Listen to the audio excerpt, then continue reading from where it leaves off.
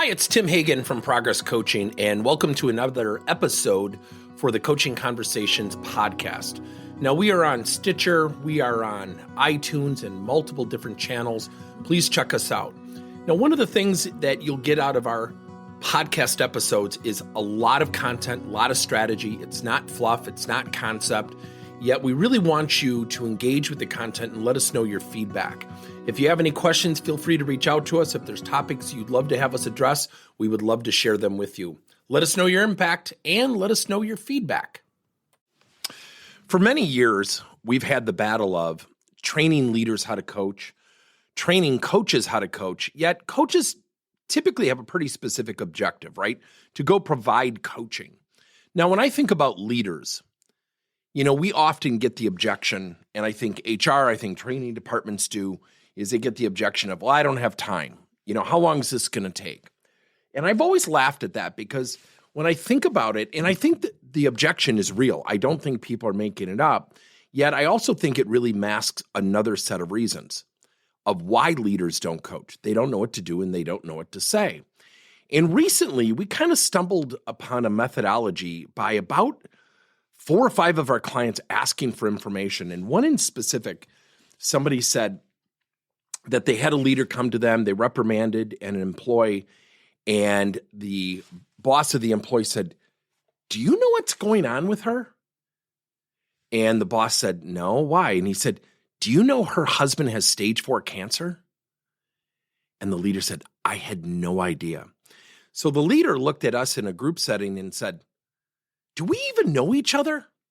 And I've always contended we don't. I think we should have social conversations every 2 weeks with an employee we don't know well. It'll tighten the fiber of an organization. And then we had another client talk about motivation, really, understanding everybody's motivation. And we went around the table and it was a mid-level manager group. There was not one person who could detail what motivated their employees. They had a pretty good grasp of what they wanted to do to motivate employees. That's motivating someone. That's not understanding their motivation. Are they intrinsically motivated, like they love their job and they want to get better at certain parts? Or are they extrinsically motivated, meaning are they motivated by what they're currently doing as an apparatus or a stepping stone for something more? Are they motivated by working in a collaborative team environment, or did they like to work on their own? Nobody in that room could answer it. So then I just recently had an interaction with a financial services firm, and I was in a meeting with a person that, I don't know if I've not connected with him. I've kind of connected with him. And all of a sudden, we went into a meeting room and we did one of our social coaching conversations, came out. We had a blast. Total connection. Now, somebody might be hearing this saying, well, it's not all about social connections. It's not all about, fun conversations. No, it's not. Yet I want to introduce you to a concept called reverse engineered coaching. Reverse engineered coaching.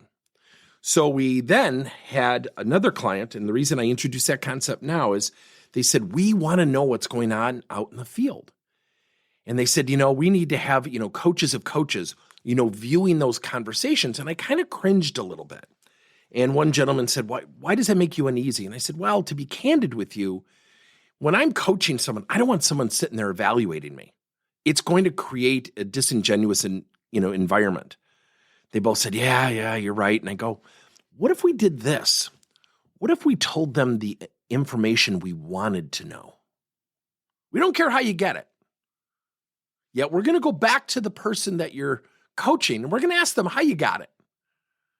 And one of the bosses or the leaders of this organization looked at me and said, why would you do that? I said, because you could simply go up to someone and say, just tell me your motivator. I got to fill out this sheet. No, you got to genuinely find out. So what we've done is we've itemized information. We've itemized information that you know you need to go get. And then we've created an apparatus to collect that information and provide visibility, not just to the coach who's collecting the information, to the person they're actually coaching, and to the coach's boss. Fully scaled coaching.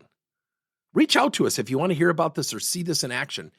We stumbled on this, and I kept thinking, wow, this is different because we do so much training. We have our cohorts. We have our what we call our coaching pod sessions. We do one-on-ones. We practice, we prep. There are AI tools out there. There's a great company that measures coaching conversations called Interflection.